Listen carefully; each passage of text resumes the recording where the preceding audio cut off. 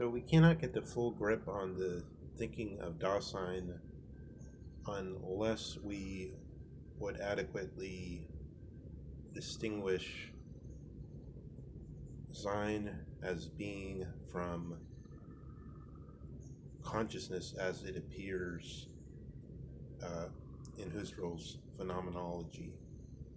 Husserl um, understands himself as making the break from Plato, from thinking of something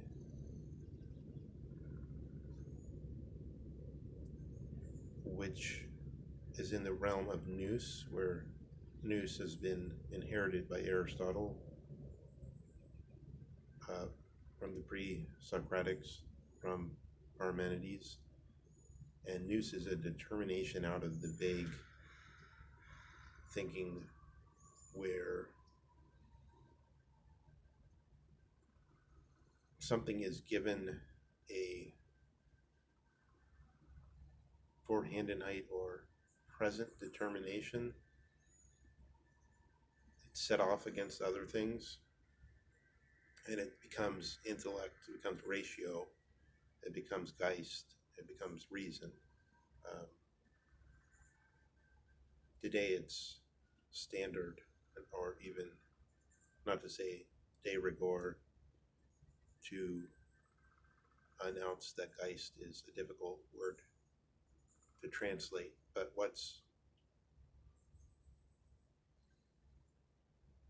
I wanted to say what's really meant there, but some of the presenters don't understand what they're saying. They're merely repeating rigmaroles. But what the serious meaning there would be that the Prussian thinking is not obviously something we can directly enter into. So just as Heidegger makes the example of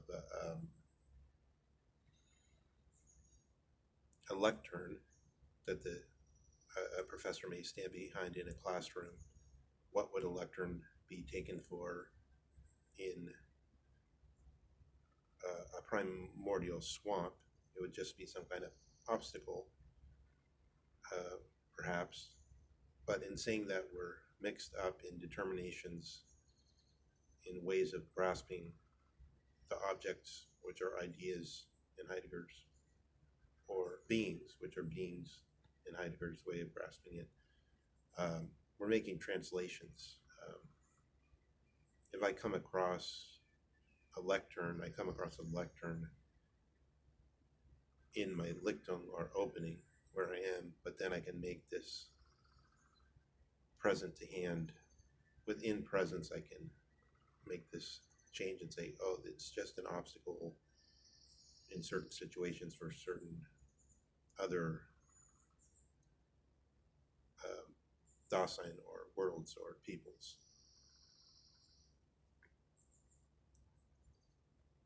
The distinction to be made in order to reach being rather than consciousness of phenomena, where again, phenomena is something that has to be distinguished as phenomena, not external objects, not things.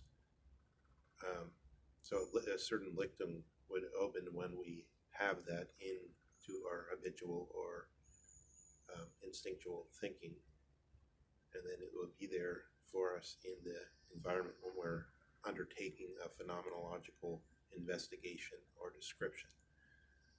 In the same way, this is why Heidegger says it's difficult to get into thinking of Da-sein analysis or of being, because one can easily slip into the other thinking.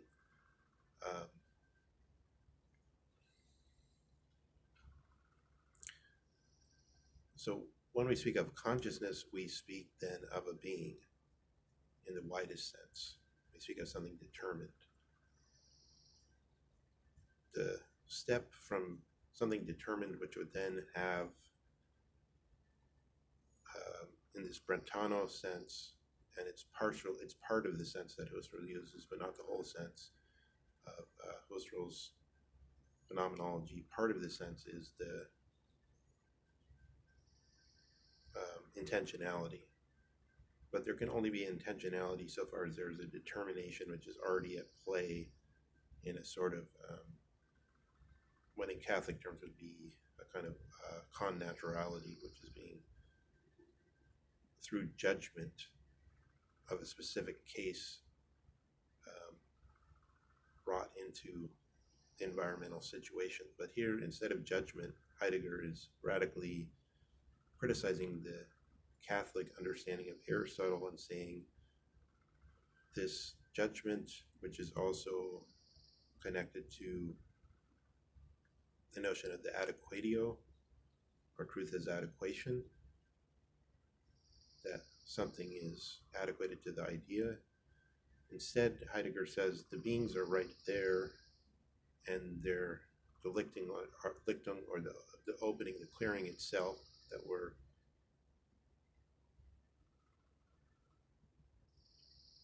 we have as our world. And as long as you have a being at all, this isn't being. So being is, and then one gets into conceptual difficulties where the overcoming of the Aristotelian laws of thought, which are the first laws put on language understood as thought, such as the first one seems to be understood as law of identity, although the order is, I don't think Aristotle specifically says the law of identity has higher priority over the law of contradiction or excluded middle, or later on at the end of sufficient reason with Leibniz. Some way, because if you think of being as simply an empty set where there's no determinations meant, you're already giving it a specific determined content. So it's a very tricky move, but the key to thinking in Da-sein is to see being in this sense in a way where it comes into the world. But that leaves us open to the criticism Nietzsche is making that this is a life-giving lie. This is another of those things which are... But what makes it very compelling is that it's impossible to see how, when you think through it, you can't see how that can be done without this empty set, sort of empty set. As we were saying already, which is like the sense of the question of the triangle, which is sometimes called, we have all these confusing determinations, universal, eidos, the substance, the independent substance, which all have different, the way they're thought is slightly different. They're determined slightly differently, but they move around sort of the same basic move where the immediate thing is always this tree, but you always, the word tree seems to be always the same, and the word tree doesn't tell you which tree you're actually looking at, and somehow there's the space there that we're moving with. But here, it's not tree, it's not consciousness, it's not being, but it's the whole of being rather than beings. So it's a difficult thought to work with, but the more one, I won't say the more one looks into it, but one can do without it for a while, do without specific thinking about it. But then if you remember that we really exist in this predicament, and then you try to look at that, you see that there's a sense to it. And then if you look at the reflections Nietzsche is making, you can see how they tangibly link up to all kinds of other difficulties, maybe first in the sciences, but then ultimately in the difficulty of determining whether or not we can say anything about patterns of life, about how our behavior should be, and again, as Nietzsche says, whether knowledge, in this sense of the move above the animal, as Aristotle determines the animal as the clever animal. There's something higher called knowledge.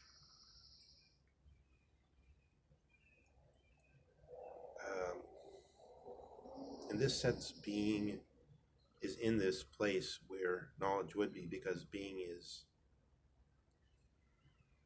the only thing which seems to be set off against that being, whereas the inner world and the mathematical world, the whole world, the present to hand, is also a specific determination set off against being. So the next reflection I want to make is to show, I mean, you could perhaps think 2,500 years of thinking all as one person thinking, and just this way it all moves. It makes sense that it all moves together, and this is the point we've come to. But the big tangible way I have to get into this is to show how personality moves so close to suke, and how suke, or soul, becomes consciousness, and how consciousness then throws us back into being. But being here,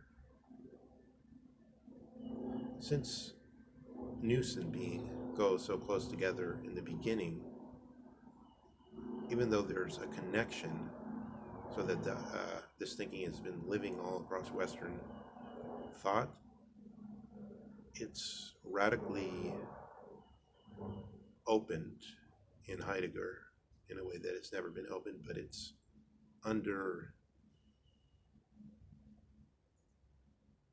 direct challenge by Nietzsche and by others who have the forcible power to upset it. It's also not been entered into, perhaps fully.